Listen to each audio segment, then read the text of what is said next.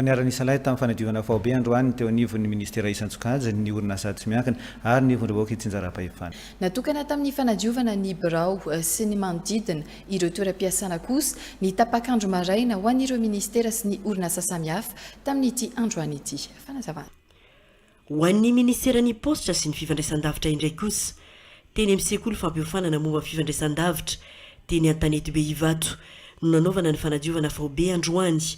Tsy tokony hiandry ny andro fanamarinana toy izao ny mpiasa vao hanao asa fanadiovana ary tokony halala madio avokoa ny mpiasa isaky ny sapan-draharaha sy ny birao. Nanentana ny mpiasa ihany koa ny ministry ny postra nepatraiky rakoto mamonjy voarara ihany koa ny fifohana sigara ao anaty birao ho fiarovana ny fahadiovana sy ny fahasalamana.